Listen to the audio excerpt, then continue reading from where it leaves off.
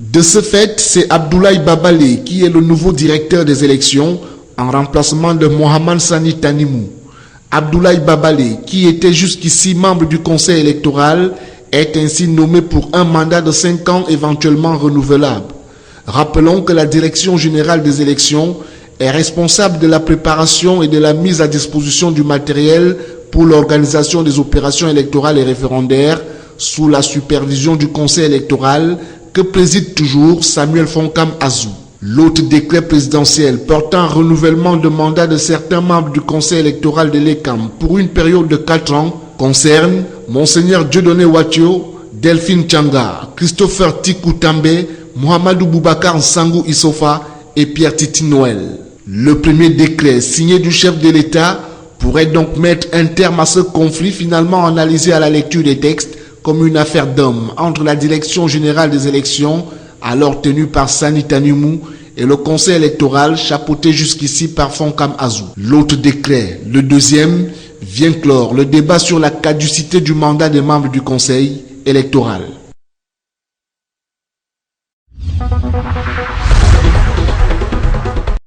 Les élites intérieures et extérieures des régions septentrionales sont plus que jamais mobilisées pour soutenir les populations victimes de l'insécurité transfrontalière dans la région de l'extrême nord. Elles viennent de remettre à ces dernières des denrées alimentaires d'une valeur globale estimée à 50 millions de francs CFA. C'est donc constitué essentiellement de 1800 sacs de mil, 900 sacs de riz, 150 cartons d'huile de table et 50 cartons de cubes magie rentrent dans le cadre de la deuxième phase de distribution des dons aux populations victimes des atrocités des terroristes initiées depuis quelques mois par ces élites. Lesquels dons ont été remis ce lundi 20 juillet au gouverneur Midia Bakari par le président de l'Assemblée nationale Kavaye Djibril, assisté pour le besoin de la cause par les ministres Zakari Perevet, Adoum Garoua et Yaouba Abdoulaye. En remettant symboliquement les dons au gouverneur, par ailleurs président du comité régional de gestion des crises alimentaires dans la région, le PAN a tenu à préciser que ces dons alimentaires sont destinés aux populations des départements du Mayo-Tsanaga, du Mayo-Sava et du Logo-Nechari, victimes des affres de cette nébuleuse.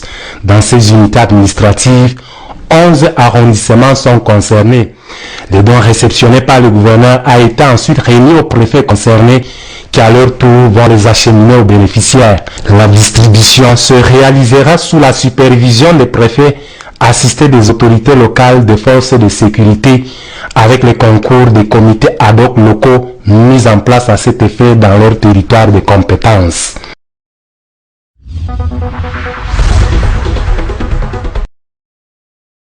C'est le palais des congrès de Yaoundé qui sert de cadre à ces assises programmées pour durer 3 jours et dont l'ouverture a été présidée par Jules Dorendongo, le ministre délégué auprès du ministre de l'administration territoriale et de la décentralisation. Selon les statistiques contenues dans le rapport mondial sur les catastrophes, 200 millions de personnes sont touchées par an à travers le monde du fait des catastrophes de tout genre. 60 000 perdent la vie chaque année à en croire la Croix-Rouge internationale. Parmi les risques de catastrophes identifiés par les participants aux travaux de Yaoundé, on parle des changements climatiques, l'explosion démographique, la pandémie du VIH-Sida, la recrudescence des maladies autrefois éradiquées, le difficile accès à l'eau potable et les flux migratoires. À ces déclencheurs viennent s'ajouter les tremblements de terre, des accidents de la circulation, des éboulements de terrain, des incendies et des éruptions volcaniques.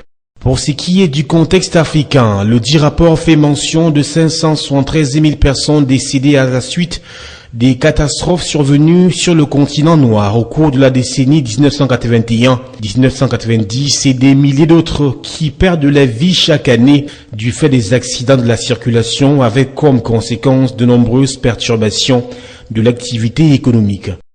En tant qu'auxiliaire des pouvoirs publics, nous attendons que les gouvernements s'engagent réellement pour la réduction des risques de catastrophes.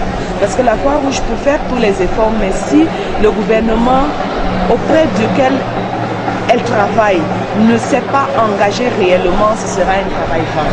Donc nous attendons ici l'engagement des gouvernements qui, au retour dans leur pays, vont travailler avec nos points focaux aussi qui sont dans tous les pays de l'Afrique centrale.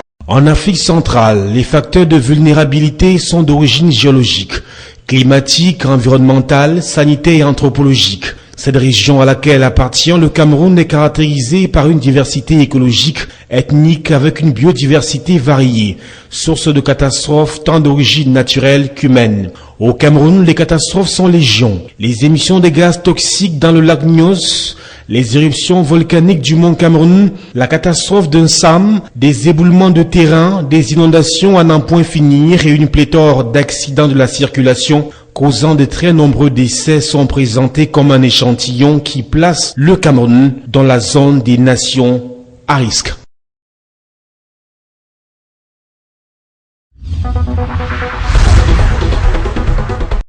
Cet atelier regroupe les infirmières et sages-femmes venant du Cameroun, de la Côte d'Ivoire et de la République démocratique du Congo et qui fournissent l'option B+, et des services pédiatriques du VIH dans les sites de prise en charge dans leurs pays respectifs. Cette rencontre qui s'achève ce 23 juillet 2015 a pour objectif de fournir un forum régional pour l'assistance et le soutien technique à ces trois pays en rapport avec les dernières directives sur l'option B+, et soins pédiatriques du sida, de planifier un projet d'amélioration de l'option B+, et soins pédiatriques du sida, à favoriser la collaboration et à promouvoir le réseautage entre dirigeants de soins infirmiers et de sages-femmes.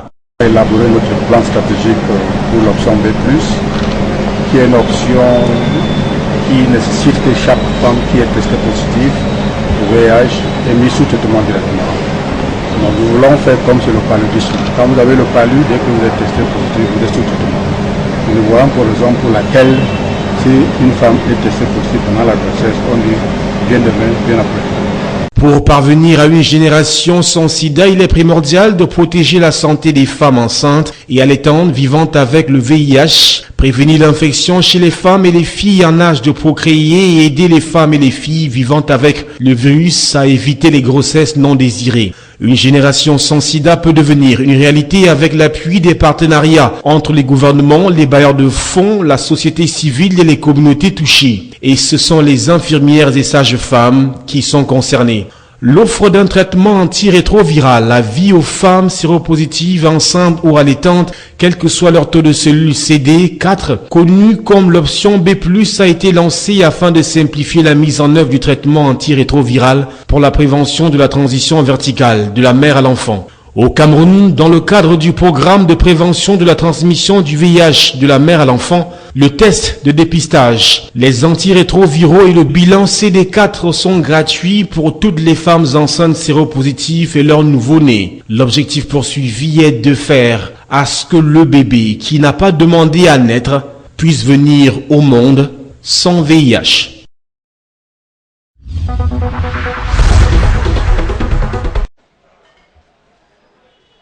L'interdiction de la confection, de la vente et du port du voile intégral constitue l'une des résolutions fortes prises par le gouverneur de la région du littoral au terme de la rencontre des DEA.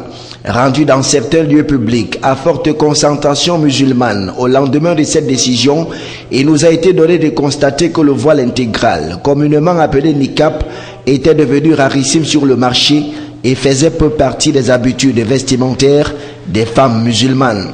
Elles qui ont désormais opté pour les écharpes ou le simple foulard.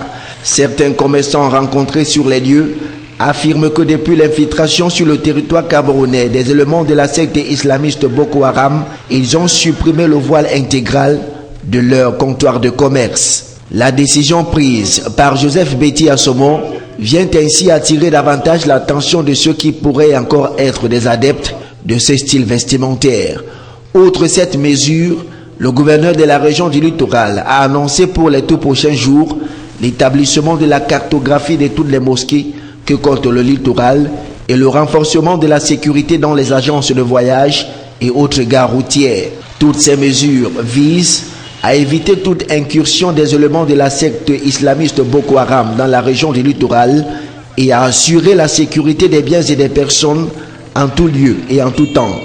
Car si le littoral s'est bien comporté en matière de sécurité au cours des 6 premiers mois de l'année en cours, il n'est point question pour le numéro 1 de la région du littoral et son état-major de baisser les bras.